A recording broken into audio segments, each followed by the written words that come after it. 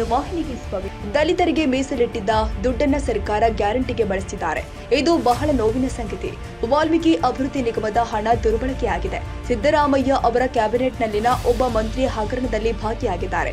1.25 ವರ್ಷದಲ್ಲಿ ಇಷ್ಟೆಲ್ಲ ಹಗರಣಗಳು ಬೆಳಕಿಗೆ ಬರ್ತಾ ಇದೆ. ಇದರಿಂದ ರಾಜ್ಯದ ಜನರಿಗೆ ಏನು ಸಂದೇಶ ಕೊಡಿಸಿದ್ದಾರೆ? ಡೆಂಗ್ಯೂ ಪ್ರಕರಣಗಳು ದಿನೇ ದಿನೇ ಹೆಚ್ಚಾಗ್ತಾ ಇದೆ. ಸಚಿವರು ಕೇವಲ ಅಧಿಕಾರಿಗಳ ಸಭೆ ನಡೆಸಿದ್ರೆ ಸಾಲಲ್ಲ, ಅಧಿಕಾರಿಗಳು ಫೀಲ್ಡ್ಗೆ ಇಳಿದು ಕೆಲಸ ಮಾಡಬೇಕು.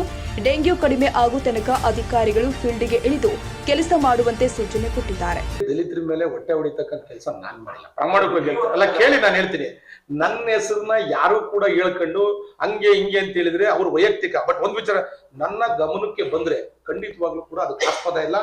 ಪ್ರಾಮಾಣಿಕವಾಗಿ ಅವ್ನ್ ಕೆಲಸ ಮಾಡ್ತಿದ್ರೆ ನೋಡಿ, ಅವನ ಮೇಲೆ ಕಂಪ್ಲೇಂಟ್ ಇದ್ದು ಏನಾದ್ರು ತೆಗೆದ್ರೆ ಅದಕ್ಕೆ ಅಧಿಕಾರಿಗಳು ಅದ್ರ ಜವಾಬ್ದಾರಿ ತಗೋಬೇಕು. ಏನು ಇಲ್ದಲ್ಲ ಕೆಲಸ ಮಾಡ್ತಾರೆ, ಡಿಸ್ಟರ್ಬ್ ಮಾಡಿದ್ರೆ ಆ ಕೆಲಸ ಕೊಡಿಸ್ತಕ್ಕಂಥ ಕೆಲಸ ನಾನು ಮಾಡ್ತೀನಿ. ಖಂಡಿತ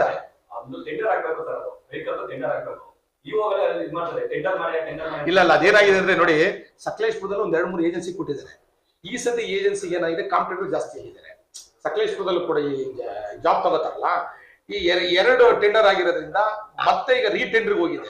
ಸೊ ಹಂಗಾಗಿ ಯಾರಿಗೆ ಟೆಂಡರ್ ಆಗುತ್ತೆ ಅವ್ರಿಗೆ ಬೇಕಾದ್ರೆ ಇಲ್ಲ, ಏಪ್ರಿಲ್ ಮಾರ್ಚಿಗೆ ಆಗ್ಬೇಕಿತ್ತು ಮೇಲೆ ಅಥವಾ 4 ವರ್ಷದ ಮೇಲೆ ಯಾವ ಅಧಿಕಾರಿಗಳಿದೆ ಟ್ರಾನ್ಸ್ಫರ್ ಮಾಡಿ ಅಂತೇಳಿ ಎಲ್ಲ ಮಂತ್ರಿಗಳಿಗೂ ಕೂಡ ಲೆಟರ್ ಕೊಟ್ಟಿದ್ದೀನಿ, ಇನ್ಕ್ಲೂಡಿಂಗ್ ಜಿ ಪರಮೇಶ್ವರ್ಗೂ ಕೂಡ ಲೆಟರ್ ಕೊಟ್ಟಿದ್ದೀನಿ. ನಾನೇ ಹೋದಂತ ಸಂದರ್ಭದಲ್ಲಿ ಪೊಲೀಸ್ ಇಲಾಖೆಯಿಂದ ವೈಫಲ್ಯ ಆಯ್ತು. ನಾನು ಗಣಪತಿ ಬಿಡಕ್ ಹೋದಂತ ಸಂದರ್ಭ ನನ್ನ ಮುಂದೆ ಹೊಡೆದಾಟ ಆಗಿ ಗಲಾಟೆ ಆಯ್ತು. ನಾನು ಇಮಿಡಿಯೇಟ್ ಜಿ ಪರಮೇಶ್ವರ್ ಕಂಪ್ಲೇಂಟ್ ಕೊಟ್ರೆ SP ಗೂ ಸಮೇತ ಮಾಡಿದೆ, ನೀವು ಅವ್ರನ್ನ ಮಾಡಲ್ಲ, ನಾನು ಅಲ್ಲೇ ಪ್ರತಿಭಟನೆ ಕೊಡ್ತೀನಿ ಅಂತೇಳಿ. ಅಂತೇಳಿ 3 ತಿಂಗಳು ಅವ್ರು ಬೇರೆ ಕಡೆಗೆ ಮತ್ತೆ ಹೊಸಕೋಟೆಗೆ ಹಾಕಿದ್ದಾರೆ. ಹೊಸಕೋಟೆ ಭಾಗದಲ್ಲಿ ನಾನು ಹೇಳ್ತೀನಿ, ಹೊಸಕೋಟೆ ಭಾಗದಲ್ಲಿ ಮರಳಿಂದಿರ್ಬೋದು ಗಾಂಜಾದು ದಂಧೆ ನಡೀತಾ ಇದೆ. ನನಗೆ ಗೊತ್ತಿರ್ತಕ್ಕಂಥ ಮಾಹಿತಿ ಪ್ರಕಾರ ಪೊಲೀಸ್ ಇಲಾಖೆಗೂ ಮಾಹಿತಿ ಕೊಟ್ಟಿದ್ದೀನಿ, ಈ ರೀತಿ ನಡೀತಾ ಇದೆ, ಇದ್ ಮಾಡಿ ಅಂತೇಳಿ. ಇವರು ಟ್ರಾನ್ಸ್ಫರ್ ಮಾಡಿ ಮತ್ತೆ ತಗೊಂಡೋಗಿ ಅಲ್ಲಿಗೆ ಹಾಕಿದ್ರು ಇವ್ರನ್ನ. ಇವತ್ತು ಜಿಲ್ಲಾಧಿಕಾರಿಗಳು ಬರ್ತಾರೆ, SP ಅವ್ರು ಕರ್ತಾರೆ, ನಾನು ಕೂಡ ಕ್ವಶನ್ ಮಾಡ್ತೀನಿ. ಆಲೂರು ತಾಲೂಕಿನಲ್ಲಿ ಕಂದಾಯ ಇಲಾಖೆ ಇರ್ಬೋದು, ಪೊಲೀಸ್ ಇಲಾಖೆ ಇರ್ಬೋದು, ನಾನು ಪ್ರಾಮಾಣಿಕವಾಗಿ ಹೇಳ್ತೀನಿ, ನಿಜವಾಗ್ಲೂ ಕೂಡ ಜನಗಳಿಗೆ ಸ್ಪಂದಿಸ್ತಕ್ಕಂಥ ಕೆಲಸನ ಮಾಡ್ತಾ ಇಲ್ಲ. ನಾನು ಕೂಡ ನಾನು ನೋಡಿ ಒಂದ್ ಹೇಳ್ತೀನಿ, ನಾನು ಶಾಸಕನಾದ್ಮೇಲೆ ಪೊಲೀಸ್ ಇಲಾಖೆ, ಕಂದಾಯ ಇಲಾಖೆ, ನನ್ನ ಮೊಬೈಲ್ ತೆಗೆದು ನೋಡಿ ಬೇಕಾದ್ರೆ ಪೊಲೀಸ್ ಇಲಾಖೆ, ಕಂದಾಯ ಇಲಾಖೆ ಮತ್ತೆ KEB ಇರ್ಬೋದು, ಡಿಪಾರ್ಟ್ಮೆಂಟ್ ಕನಿಷ್ಠ 4ರಿಂದ 5 ಸತಿ ಡಿಸ್ಕಷನ್ ಮಾಡ್ತೀನಿ. ಆದ್ರೂ ಸಮೇತ ನಾನು ಬಂದ್ಮೇಲೆ ಒಂದು 10% ಬದಲಾವಣೆ ಆಗಿರ್ಬೋದು, ಬಿಟ್ರೆ ನಿಜವಾಗ್ಲೂ ಕೂಡ ಬದಲಾವಣೆ ಇನ್ನೂ ತುಂಬಾ ಆಗ್ಬೇಕು. ಅದು ಸರ್ಕಾರದ ಮಟ್ಟದಲ್ಲಿ ನೀವು ಹೇಳಿದ ಯಾರೊಬ್ರು ಪತ್ರಿಕಾ ಮಿತ್ರರು, ನಾನು ಹೇಳೋದ್ರೆ ರಾಜಣ್ಣ ಅವರು ಶಾಸಕರನ್ನ ಕೂರಿಸ್ಕೊಂಡು ಡೆಂಗ್ಯೂಗೆ ಸಂಬಂಧಪಟ್ಟ ಸಭೆಗಳನ್ನ ಮಾಡ್ಬೇಕು. ನಿಮ್ಗೆ ಡೆಂಗ್ಯೂನ ತಡೆ ಕಟ್ಟಲಿಕ್ಕೆ ಸರ್ಕಾರ ಗೊತ್ತಿಂದ ಏನ್ ಸೌಲಭ್ಯ ಬೇಕು, ಏನ್ ಬೇಕು ಅಂತ ಹೇಳಿ. ನಿಮ್ಗೊಂದು ಮಾತು ಹೇಳ್ತೀನಿ, ತುಂಬಾ ನೋವಾಗುತ್ತೆ. 6 ಲಕ್ಷ ದುಡ್ಡು ಕೊಡಕ್ಕೆ 3 ಜನ ಮಂತ್ರಿಗಳು ಬರ್ತಾರೆ, 2 ಜನ ಮಂತ್ರಿಗಳು ಬರ್ತಾರೆ. ಒಬ್ಬ ಪರಿಶಿಷ್ಟ ಜಾತಿ ಒಬ್ಬ ಹುಡುಗ 2 ಲಕ್ಷ ರೂಪಾಯಿ ಕೊಡ್ತಾರೆ. 2 ಜನ ಮಂತ್ರಿಗಳು ಬಂದೋಗಕ್ಕೆ ಅವ್ರ ಕ್ಯಾಬಿನೆಟ್ ರ್ಯಾಂಕಿಂಗ್ಗೆ 10 ಲಕ್ಷ ಖರ್ಚಾಗುತ್ತೆ ರೀ. 10 ಲಕ್ಷ ಖರ್ಚಾಗುತ್ತೆ. 2 ಜನ ಮಂತ್ರಿಗಳು, ಇನ್ನೊಬ್ರು ಅದ್ರ ಜೊತೆಗೆ ಇವರು ಸರ್ಕಾರಿ ಕಾರ್ಯಕ್ರಮದಲ್ಲಿ ಏನ್ ಹೇಳ್ತಾರೆ, ಡಿಫಿಡೆಂಟ್ ಕ್ಯಾಂಡಿಡೇಟ್ ಬೇರೆ ಕೂರ್ಸ್ಕೊತಾರೆ. ನಾನು ಹೇಳೋದು, ಒಂದು ಸರ್ಕಾರ ನಾನು ಒಂದೇ ಸತ್ಯ ಹೇಳ್ತೀನಿ, ನಮ್ ಸರ್ಕಾರದ ಇದ್ದಾಗ ನೀವೇನ್ ಬೇಕಾದ್ರೆ ಹೇಳ್ತೀರ ಬಿಡ್ತೀರ ನನಗೆ ಗೊತ್ತಿಲ್ಲ ರೀ. ನಮ್ ಸರ್ಕಾರ ಇದ್ದಂತ ಸಂದರ್ಭದಲ್ಲಿ ಯಾವುದೇ ಸರ್ಕಾರಿ ಕಾರ್ಯಕ್ರಮ ಪ್ರೋಟೋಕಾಲ್ ಪ್ರಕಾರ ಏನ್ ನಡಿಬೇಕು ನಡೆಯುತ್ತೆ. ನೀವು ಮೊನ್ನೆ ಕೂಡ ನೀವು ಪತ್ರಿಕಾ ಮಿತ್ರ ಮೊನ್ನೆ ನೀವು ಬರೋದು ಲೇಟ್ ಆಯ್ತು. ಆಕ್ಚುಲಿ ಬೆಳಗ್ಗೆ ಆನೆ ಹತ್ರಕ್ಕೆ ಇದಕ್ಕೆ ಹೋದಕ್ಕೆ ಬಂದಾಗ ಅಲ್ಲೂ ಸಮೇತ ಡಿಫಿಡೆಂಟ್ ಕ್ಯಾಂಡಿಡೇಟ್ ಕೂರಿಸ್ಕೊಂಡು ಮಾಡ್ತಾರೆ. ನಾನು ಹೇಳೋದು, ಒಂದು ಸರ್ಕಾರಿ ಕಾರ್ಯಕ್ರಮ ತರನೇ ಮಾಡ್ಬೇಕು. ಸುಮ್ಮನೆ ಎಲ್ಲರೂ ಪಾರ್ಟಿಯವರೆಲ್ಲ ಕೂರಿಸ್ಕೊಂಡು ಸರ್ಕಾರಿ ಕಾರ್ಯಕ್ರಮ ಮಾಡ್ತೀನಿ ಅಂತ ಹೇಳಿದ್ರು ಕೂಡ ತಪ್ಪಾಗುತ್ತೆ. ಮೊನ್ನೆ ನಮ್ಮ ಕ್ಷೇತ್ರಕ್ಕೆ ಬಂದಂತ ಸಂದರ್ಭದಲ್ಲಿ ಎಷ್ಟು ಜನ ಆನೆಯಲ್ಲಿ ಏಟಾಗಿರ್ತಕ್ಕಂಥ ಹುಡುಗರುಗಳಿಗೆ ಬಹುಶಃ ಟಿವಿನಲ್ಲಿ ಯಾರೊಬ್ಬ ವರದಿಯಾಗಿದೆ, ಬಳ್ಳಾರಿ ಯಾರೋ ಒಬ್ಬ ನಮ್ಮ ಹೆಗ್ಗದಲ್ಲಿ ಎಂತದವ್ರು ಕ್ರಿಶ್ಚಿಯನ್ ಅವ್ರ ತೋಟ ಇದೆಯಲ್ಲ, ಆ ಹೆಗ್ಗ ಕ್ರಿಶ್ಚಿಯನ್ ತೋಟದಲ್ಲಿ ಆನೆ ಕಡೆ ಪಾಪ ಫುಲ್ ಕಾಲೇ ಹೋಗ್ಬಿಡಿದೆ. ಇಲ್ಲಿ ಹಾಸ್ಪಿಟಲ್ ಇವರು ಮೆಡಿಕಲ್ ಸರ್ಟಿಫಿಕೇಟ್ ಕೊಡೋ ಟೈಮ್ ತಪ್ಪಾಗಿ ಕೊಟ್ಟಿದ್ದಾರೆ. ಅವನು ಒಂದು 6 ತಿಂಗಳಾಗಿದೆ, ಹೆಚ್ಚು ಕಮ್ಮಿ 1 ರೂಪಾಯಿ ಕೂಲಿ ಮಾಡಕ್ ಆಗ್ತಾ ಇಲ್ಲ. ಅವ್ರಿಗೆ ಇವತ್ತು ತನಕ 1 ರೂಪಾಯಿ ಕಾಂಪನ್ಸೇಷನ್ ಕೊಟ್ಟಿಲ್ಲ. ಬೆಳೆಗಳಿಗೆ ಇನ್ ಟೈಮಿಗೆ ಪರಿಹಾರ ಕೊಡ್ತಾ ಇಲ್ಲ. ಮಾನ್ಯ ಈಶ್ವರ್ ಖಂಡ್ರೆ ಸಾಹೇಬ್ರು ಹೇಳ್ತಾರೆ, ನಮ್ಮ ಹತ್ರ ಹಣಕ್ಕೆ ಯಾವುದೇ ರೀತಿ ತೊಂದರೆ ಇಲ್ಲ ಅಂತ ಹೇಳ್ಬಿಟ್ಟು ಹೇಳ್ತಾರೆ. ಆದ್ರೆ ಏಟಾದಂತವ್ರು ಯಾರಿಗೂ ಕೂಡ ಪರಿಹಾರ ಇಮಿಡಿಯೇಟ್ ಆಗಿ ಸಿಗ್ತಾ ಇಲ್ಲ. ತೀರೋದ್ರಿಗೆ 15 ಲಕ್ಷ ಕೊಡ್ತಾರೆ, ನಾನು ಇಲ್ಲ ಅಂತ ನಾನು ಹೇಳ್ತಾ ಇಲ್ಲ. ಜೀವ ಉಳಿಸೋರಿಗೆ ದುಡ್ಡು ಕೊಡ್ಬೇಕಲ್ವ ಫಸ್ಟ್. ಇವ್ರು ಆಕ್ಚುಲಿ ಅವ್ರು ಟ್ರೀಟ್ಮೆಂಟ್ ಮಾತ್ರ ಮಾಡಿಸ್ತೀವಿ ಅಂತ ಹೇಳ್ತಾರೆ. ಯಾವನೋ ಒಬ್ಬ ಕಾಲ್ ಮುರ್ಕೊಂಡು ಒಂದ್ಸತಿ ಯಾವ್ದಾದ್ರು ನಮ್ಮ ಅಂಗಾಂಗದಲ್ಲಿ ಫ್ರಾಕ್ಚರ್ ಆದ್ರೆ ಮೊದ್ಲಿನ ತರ ಕೆಲಸ ಮಾಡಕ್ ಸಾಧ್ಯ ಇದೆಯಾ? ಇಲ್ಲ. ನಾನು ಹೇಳೋದು, ಜೀವ ಉಳಿಸೋರಿಗೆ ಉಳಿಸ್ಕೊಳ್ಳೋರ್ಗು ಸಮೇತ ಹೆಚ್ಚಿಗೆ ಪರಿಹಾರ ಕೊಡಬೇಕು. ನಮ್ಮ ಭಾಗದಲ್ಲಿ ಬೆಳೆ ಹಾಳಾಗಿರ್ತಕ್ಕಂಥವ್ರು ಕೂಡ ಹೆಚ್ಚಿನ ರೀತಿಯಲ್ಲಿ ಪರಿಹಾರ ಕೊಡ್ತಾ ಇಲ್ಲ. ಮೊನ್ನೆ ನೀವ್ ಹೇಳ್ತೀರಾ 50 ಲಕ್ಷ ರೂಪಾಯಿ ಗುದ್ಲಿ ಪೂಜೆ ಕಾರ್ಯಕ್ರಮಕ್ಕೆ ಮಾನ್ಯ ಉಸ್ತುವಾರಿ ಸಚಿವರು ಬಂದಿದ್ದಾರೆ, ಸಂತೋಷ. ಅರಣ್ಯ ಸಚಿವರು ಬಂದಿದ್ದಾರೆ, ಸಂತೋಷ. ಶಿವಲಿಂಗೇಗೌಡರು ಬಂದಿದ್ದಾರೆ, ಸಂತೋಷ. ನಾನು ಹೇಳೋದೇನು ಅಂದ್ರೆ, ಅಲ್ಲ ರೀ, ಅರ್ಜುನಿಗೆ 50 ಲಕ್ಷ ರೂಪಾಯಿ ಬೆಲೆ ಕಟ್ಟಕ್ಕಾಗತ್ತೇನ್ರಿ? ಎಷ್ಟು ಜನದ ಜೀವ ಉಳಿಸಿ ಅರ್ಜುನ ತನ್ನ ಪ್ರಾಣ ತ್ಯಾಗ ಮಾಡಿದ್ದಾನೆ, ನಮಗೋಸ್ಕರ ಅಂಬಾರಿ ಓದ್ತೀನಿ ಬೇಕಾದಂಗೆ ಮಾಡ್ಯಾನೆ. 50 ಲಕ್ಷ ರೂಪಾಯಿ ಏನ್ರಿ ಬರುತ್ತೆ? ನಾನು ಹೇಳೋದು ಅರಣ್ಯ ಇಲಾಖೆಗೆ ನಿಜವಾಗ್ಲೂ ಕೂಡ ಅರ್ಜುನನ ಬಗ್ಗೆ ಕಾಳಜಿ ಇದ್ರೆ 5 ಕೋಟಿ ರೂಪಾಯಿ ವೆಚ್ಚದಲ್ಲಿ ಒಂದು ಸ್ಮಾರಕ ಮಾಡಿ, ಒಂದು ಟೂರಿಸಂ ಡೆವಲಪ್ಮೆಂಟ್ ಮಾಡಿ, ನಿಜವಾಗ್ಲೂ ಕೂಡ ಅಲ್ಲೊಂದು ಆನೆಧಾಮ ಮಾಡಿ, ಅರ್ಜುನನ ಹೆಸರಲ್ಲಿ ಒಂದು ಆನೆಧಾಮ ಮಾಡಿದ್ರಿ ನೋಡ್ರಿ, ಆನೆಗಳ ಪ್ರಾಬ್ಲಮ್ ತಪ್ಪಿಸ್ಬೋದು. ಎಷ್ಟೋ ಜನ ಟೂರಿಸ್ಟ್ಗಳನ್ನ ಅಲ್ಲಿ ಆ ಭಾಗಕ್ಕೆ ಎಷ್ಟೋ ಜನ ಟೂರಿಸ್ಟ್ ಬರ್ತಾರೆ. ಕುಶಾಲನಗರಕ್ಕೂ ನಮ್ಗೆ ತುಂಬಾ ಡಿಫ್ರೆನ್ಸ್ ಇಲ್ಲ. ನಮ್ಮಲ್ಲಿ ಹರಿತರ ನ್ಯಾಚುರಲ್ ವಾಟರ್ ಇದಾವೆ, ಬೇಕಾದಷ್ಟು ಅರಣ್ಯ ಇದೆ. ಇಡೀ ಹಾಸನ ಜಿಲ್ಲೆ ನಮ್ಮದ್ರ ಹೈಯೆಸ್ಟ್ ಅರಣ್ಯ ಇರ್ತಕ್ಕಂಥದ್ದು. ಆನೆ ಹಾವಳಿನ ತಪ್ಪಿಸ್ಬೋದು, ಎಷ್ಟೋ ಜನಕ್ಕೆ ಟೂರಿಸಂ ಡೆವಲಪ್ ಮಾಡ್ಬೋದು. ಡೈಲಿ 100 ರೂಪಾಯಿ ಟಿಕೆಟ್ ಅಂತಂದ್ರೆ ನಾನು ಹೇಳ್ತಾ ಇರೋದು ಆಕ್ಚುಲಿ 1000 ಜನ ಬಂದು 1 ಲಕ್ಷ ದುಡ್ಡು ಆಯ್ತ್ರಿ. ನಾನು ಹೇಳ್ತಾ ಇರ್ತೇನೆ ನೋಡಿ, ನ್ಯಾಷನಲ್ ಹೈವೇ ಇದೆ, ಧರ್ಮಸ್ಥಳ, ಸುಬ್ರಹ್ಮಣ್ಯ, ಕಟೀಲು, ಹೊರನಾಡು, ಬೇಕಾದಷ್ಟು ಹೋಗೋ ಟೂರಿಸ್ಟ್ ಪ್ಲೇಸ್ ಇದೆ.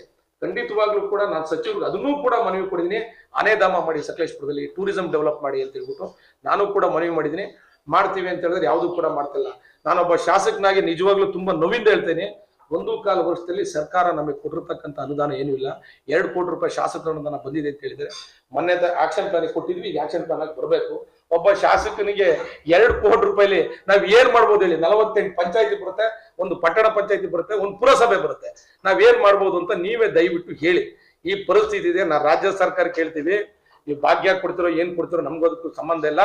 ಜನಗಳಿಗೆ ಒಳ್ಳೆದವ್ರ ನೀವು ಕೊಡಿ. ದಲಿತರ ದುಡ್ಡಲ್ಲಿ ಮಾತ್ರ ದಯವಿಟ್ಟು ಮುಟ್ಟಕ್ ಹೋಗ್ಬಿಡಿ. ದಲಿತರಿಗೆ ಇಷ್ಟ ದಿವಸ ಮಾಡಿರ್ತಕ್ಕಂಥ ಮೋಸ ಸಾಕು.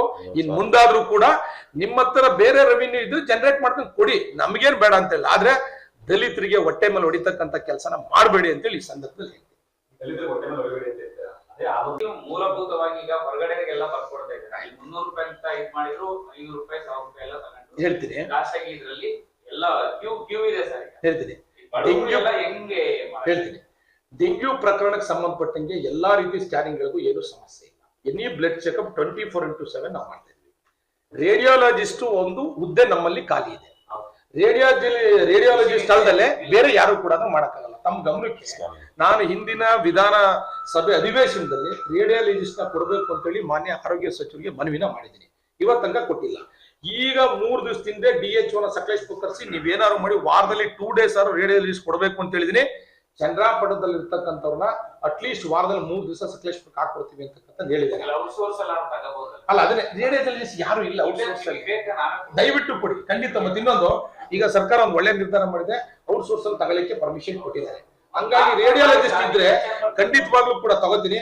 ಅಲ್ಲ, ನಿಮಗೆ ಗೊತ್ತಿರಂಗೆ ಸಕಲೇಶ್ಪುರ ಗೌರ್ಮೆಂಟ್ ಹಾಸ್ಪಿಟಲ್ಗೆ ಒಬ್ಬ ಶಾಸಕನಾಗಿ ಇತಿಹಾಸದಲ್ಲಿ ನಾನು 1.25 ವರ್ಷಕ್ಕೆ ಹೆಚ್ಚು ಕಮ್ಮಿ ಒಂದು 25-30 ಬಾರಿ ಮನೇನು ಹೋಗಿದ್ದೀನಿ, ಈ ವಾರದಿಂದನೇ ಹೋಗಿದ್ದೀನಿ.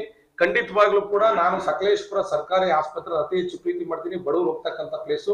ನೆನ್ನೆನೂ ಕೂಡ ಎಲ್ಲಾ ಕಡೆ ಹೋಗಿ ಬ್ಲೀಚಿಂಗ್ ಮಾಡಿಸಿ ಎಲ್ಲಾ ಕಡೆ ಫುಲ್ ಎಲ್ಲ ಕ್ಲೀನ್ ಮಾಡಿಸ್ಬಿಟ್ಟು ಬಂದಿದ್ದೀನಿ. ಖಂಡಿತವಾಗ್ಲೂ ಕೂಡ ರೇಡಿಯಾಲಜಿಸ್ಟ್ ಇನ್ನೊಂದು ವಾರದೊಳಗಡೆ ಬರ್ತಾರೆ ಅಂತಕ್ಕಂಥ ಮಾಹಿತಿ ಇದೆ. ಇಲ್ಲಾಂದ್ರೂ ಕೂಡ ತಮ್ಮ ಹತ್ರ ಸಲಹೆ ಕೇಳಿ ಯಾರು ಬರಂಗೆ ತಗೊಂಡು ಏನು ಸ್ಕ್ಯಾನಿಂಗ್ ಮಿಷನ್ ಇದೆ ಇಲ್ಲ ಮಾಡ್ತೀವಿ, ಖಂಡಿತವಾಗ್ಲೂ ಮಾಡ್ತೀವಿ. ಅಧಿಕಾರಿಗಳನ್ನ ಮೀಟಿಂಗ್ ಮಾಡಿದ್ರೆ ಪ್ರಯೋಜನ ಆಗಲ್ಲ. ನಾನು ಹೇಳೋದು, ನನ್ನ ತಾಲೂಕಿನಲ್ಲೇ ನೆನ್ನೆ ನಾನು ಸಭೆ ಮಾಡಿದ್ದೀನಿ. ನಾನು ಹೇಳಿರ್ತಕ್ಕಂಥದ್ದು ಒಂದೇ, PDOಗಳಿರ್ಬೋದು, ಕಾರ್ಯದರ್ಶಿಗಳಿರ್ಬೋದು, AC ಇರ್ಬೋದು, ತಹಸೀಲ್ದಾರ್ ಇರ್ಬೋದು, ನಾವು ಸ್ಪಾಟಿಗೆ ಹೋಗ್ಬೇಕು. ನಾವು ಸ್ಪಾಟಿಗೆ ಹೋಗಿ ವಾಸ್ತವ ವಿಚಾರನ ನೋಡಿಲ್ಲ ಅಂತ ಹೇಳಿದ್ರೆ ಎಲ್ಲಿ ಏನಾಗ್ತದೆ ಅಂತ ನಮಗೆ ಗೊತ್ತಾಗಲ್ಲ. ಆಫೀಸಲ್ಲಿ ಕೂತ್ಕೊಂಡ್ರೆ ಯಾರಿಗ್ರಿ ಗೊತ್ತಾಗುತ್ತೆ? ನಮಗೂ ಗೊತ್ತಾಗಲ್ಲ. ನಾನು ಹೇಳೋದು, ಅಧಿಕಾರಿಗಳು ಈ ಡೆಂಗ್ಯೂ ಪ್ರಕರಣ ಫುಲ್ ಕಡಿಮೆ ಆಗೋ ತನಕ, ಅದರಲ್ಲೂ ಕೂಡ ಹಾಸನ ಜಿಲ್ಲೆಯಲ್ಲಿ ತುಂಬಾ ಹೆಚ್ಚಾಗಿದೆ. ಯಾಕೆಂದ್ರೆ ಇಲ್ಲಿ ಹೆಚ್ಚು ಮಳೆ ಬಿದ್ದಿದ್ರೆ ನೀರು ಹರಿದು ಹೋಗ್ಬಿಡೋದು, ಫ್ಲೋ ಆಗಿ ಹೋಗ್ಬಿಡೋದು. ಬಟ್ ಮಳೆ ಕಡಿಮೆ ಇರೋದ್ರಿಂದ ಡೆಂಗ್ಯೂ ಜಾಸ್ತಿ ಆಗ್ತಿದೆ. ಜನ ಜೀವ ಉಳಿಸ್ಬೇಕಾಗಿರತಕ್ಕಂಥದ್ದು ಅಧಿಕಾರಿಗಳು ಮತ್ತೆ ಜನಪ್ರತಿನಿಧಿಗಳ ಕರ್ತವ್ಯ ಇದೆ. ನಾನು ಇಡೀ ಜಿಲ್ಲೆ ಅಧಿಕಾರಿಗಳಿಗೆ ಎಲ್ಲರಲ್ಲೂ ಮನವಿ ಮಾಡೋದೇನು ಅಂತಂದ್ರೆ, ಪ್ರತಿಯೊಬ್ರು ಕೂಡ ಫೀಲ್ಡ್ ಅಲ್ಲಿ ಇರಿ. ಎಲ್ಲೆಲ್ಲಿ ನಿಜವಾಗ್ಲೂ ಕೂಡ ಎಲ್ಲಿ ಡೆಂಗ್ಯೂ ಹುಟ್ಲಿಕ್ಕೆ ಕಾರಣ ಆಗ್ತದೆ ಅದು ತಡೆಗಟ್ಲಿಕ್ಕೆ ಏನ್ ಬೇಕು, ತಡೆಗಟ್ಟ ತನಕ ದಯವಿಟ್ಟು ತಾವೆಲ್ಲರೂ ಫೀಲ್ಡ್ ಅಲ್ಲೇ ಇರಬೇಕು. ಜನಗಳ ಜೊತೆಲಿ ಇದ್ಬಿಟ್ಟು ಡೆಂಗ್ಯೂನ ತಡೆಗಟ್ಲಿಕ್ಕೆ ಪ್ರಾಮಾಣಿಕ ಪ್ರಯತ್ನ ಮಾಡ್ಬೇಕು ಅಂತೇಳಿ ಈ ಸಂದರ್ಭದಲ್ಲಿ ಹೇಳ್ತೀನಿ. ನಾವೇನಾದ್ರು ಇದ್ರೆ ಕೇಳಿದ್ರೆ ನಾನು. ತಾಜಾ ಸುದ್ದಿಗಾಗಿ MTV ನ್ಯೂಸ್ 24x7ಗೆ ಸಬ್ಸ್ಕ್ರೈಬ್ ಮಾಡಿ ಮತ್ತು ಬೆಲ್ ಐಕಾನ್ ಅನ್ನು ಒತ್ತಿ. ತಪ್ಪದೇ ಲಿಂಕ್ ಶೇರ್ ಮಾಡಿ.